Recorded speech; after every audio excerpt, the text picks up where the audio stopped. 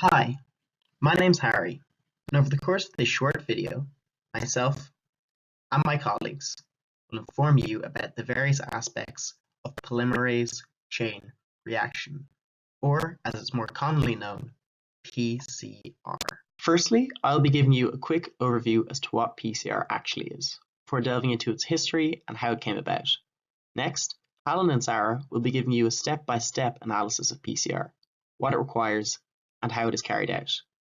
Kaite will then talk us through the advantages and indeed disadvantages to PCR and tell us about some alternative methods of DNA amplification.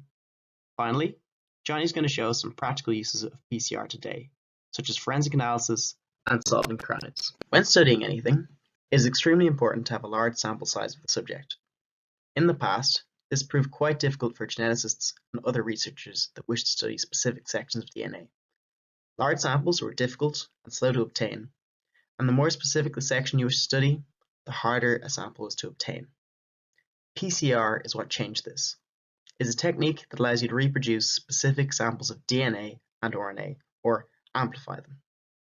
PCR has made amplifying specific DNA samples not only easy, but also incredibly fast, as DNA strands can be reproduced millions upon millions of times in a matter of hours. The method itself involves the heating and cooling of an assay of DNA, the presence of Taq polymerase, a heat-resistant polymerase, and an excess of specifically designed primers in this assay, in combination with the heat change, causes the DNA to reproduce. PCR has changed the way DNA is and can be studied, as well as being a key tool in medicine, forensics, and a variety of other industries today. It also won Carrie B. Mullis a Nobel Prize in 1993.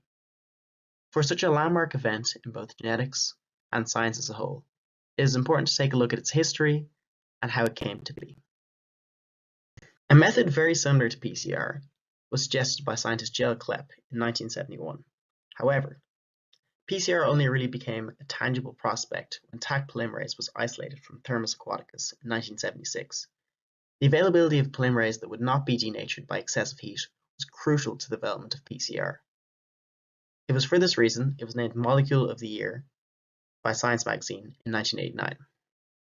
Just 9 years after its isolation, the PCR method first appeared in a paper by Saki et al., and it wasn't long till Carrie B. Mullis, the man credited with founding PCR, made this concept into reality. In 1988, he and the company Cetus filed a patent for Taq polymerase and commercially pushed PCR to great success. The 90s saw further growth of PCR as it continued to develop and become more efficient and accurate. Hot start PCR became popular, which involved starting PCR at a high temperature, which made Taq polymerase more efficient, and in 1991, first high-fidelity PCR was carried out, which gave more accurate results than regular PCR. In 1993, Mullis won a Nobel Prize for his work in PCR, and to this day it has continued to grow and been key to the many important developments in science today, such as the sequencing of the first full human genome in 2007. Now that we have a background in PCR, I'm going to hand you over to Halin. Hi guys, my name is Halin and I'll be talking to you today about what we need for PCR. So firstly, we need a DNA template. This is the target DNA sequence, which consists of a double helix of two complementary strands, which includes the region which is to be copied. Secondly, we need primers. A primer is a short single strand of DNA, usually around 20 nucleotides. They are used as a beginning point for the DNA synthesis. 2 primers are needed in each PCR reaction. Their sequences will make them bind at the edges of the region that is being copied to opposite strands of the template DNA. We will see this in more detail further on. Thirdly, we need the DNA polymerase enzyme.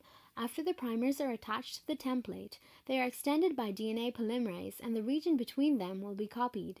DNA polymerase adds nucleotides complementary to the template strand at the 3' hydroxyl of the brown primers, and the new sequence is synthesized. One of the most commonly used enzymes is Taq DNA polymerase due to its high temperature stability.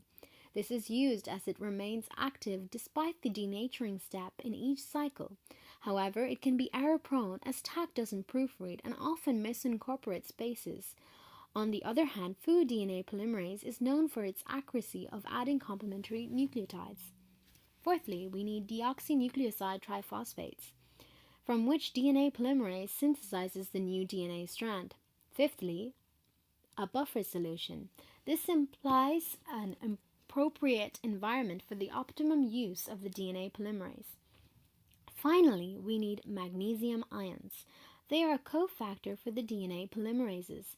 The ions at the active site of the enzyme catalyze the phosphodiester bond formation between the 3' hydroxyl of a primer and the 5' phosphate of the upcoming deoxynucleoside triphosphate.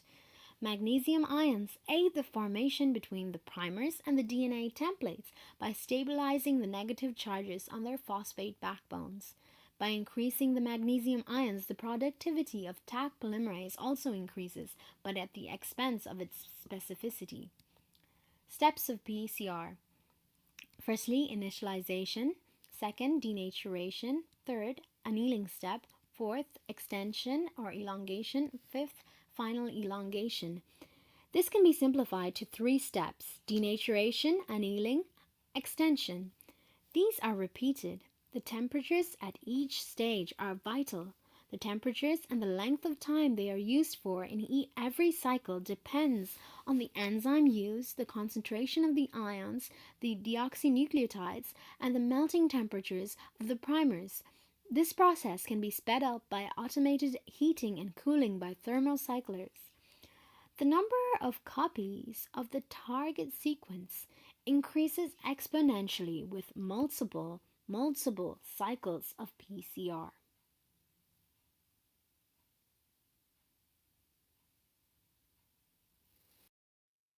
Steps of polymerase chain reaction. So firstly, we have the initialization step, which includes heating the reaction to a temperature of 94 to 96 degrees Celsius for 3 minutes. This activates DNA polymerase as well as denaturing other contaminants that might be present in the reaction mixture. So secondly, denaturation. This step is considered to be the beginning of a regular cycle. It includes breaking down hydrogen bonds between complementary bases by heating the reaction to a temperature between 94 and 98 degrees Celsius.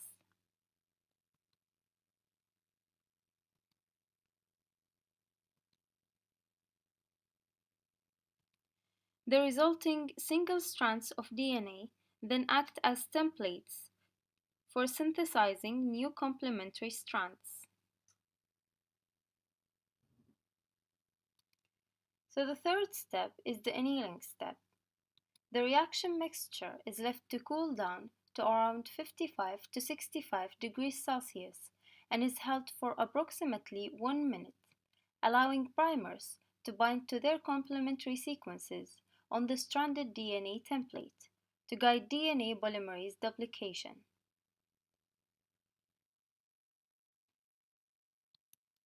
So then in the fourth step, which is the extension or the elongation, the temperature is increased again to approximately 75 to 80 degrees Celsius, which is the ideal temperature for Taq polymerase enzyme.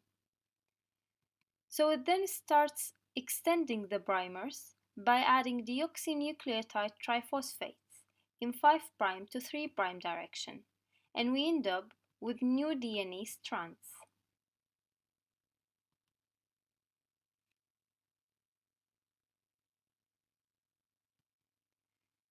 So the cycle then repeats for 25 to 35 times, and at the end of the last cycle, we have a final elongation step, which is carried out in a temperature of 75 to 80 degrees Celsius for an average of 10 minutes, just to ensure that any remaining strands of DNA are fully extended.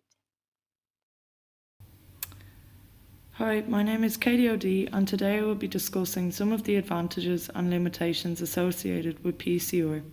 There are a number of different advantages to PCR which have made it one of the most important discoveries in molecular biology. Speed. Thousands of copies of DNA can be amplified in a matter of hours. Sensitivity. Just a single strand of target DNA is required for amplification. Simple. It is relatively easy to train people to conduct PCR in the lab. Cost-effective, PCR is relatively inexpensive. Flexibility, PCR technique can be modified according to the objective. For instance, quantitative PCR uses fluorescent dyes to measure the quantity of DNA that has been amplified. But PCR is not without its limitations. Contamination. PCR's high sensitivity can also cause experimental complications.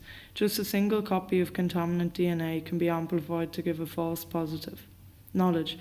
We must have prior knowledge on the target DNA sequence. This is important for primer design, as we must know the sequences at each end of the target DNA in order to choose an appropriate primer. Polymerases. PCR requires heat-stable polymerases like Taq. Unfortunately, these enzymes are prone to error. Size. Target DNA is limited to a short size. Strands longer than 15 kilobases are difficult to amplify, but this is only a fraction of the size of many genomes. To put that in perspective, the human genome is estimated to be 3,000 megabases. Before PCR, DNA cloning was often used to amplify DNA sequences or genes. DNA is cut into fragments using restriction enzymes. The target DNA is then introduced into a plasmid using ligases.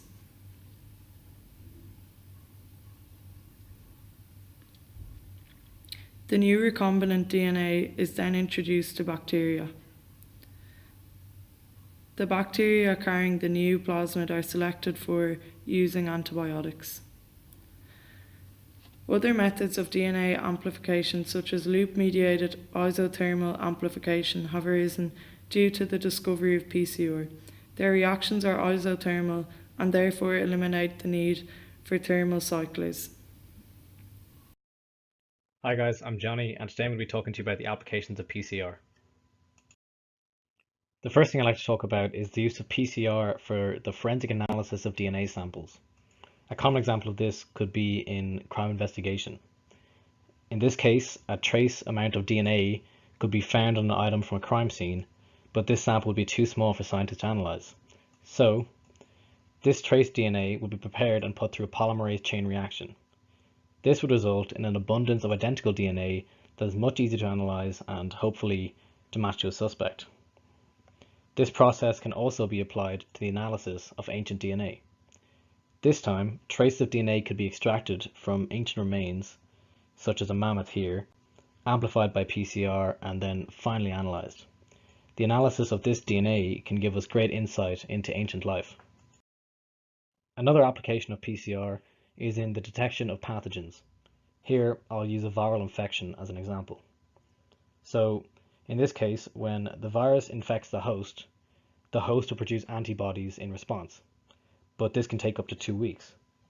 So the traditional method for healthcare professionals to detect these viral infections is to screen the host's blood for the antibodies that they're producing. But of course, it can take days or even weeks for these antibodies to be produced, and therefore damage can be done by the virus before anyone can detect it. Instead of this traditional method, PCR can be used. Here, even a tiny trace of the viral DNA can be collected and put through a polymerase chain reaction. This reaction will of course result in an abundance of the viral DNA that is easy to detect and analyze. The benefit of this method is that it doesn't require days or weeks of waiting for antibodies to be produced and can allow for a much quicker treatment of the patient.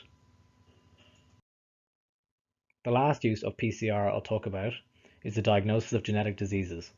This process is quite similar to the first application I discussed.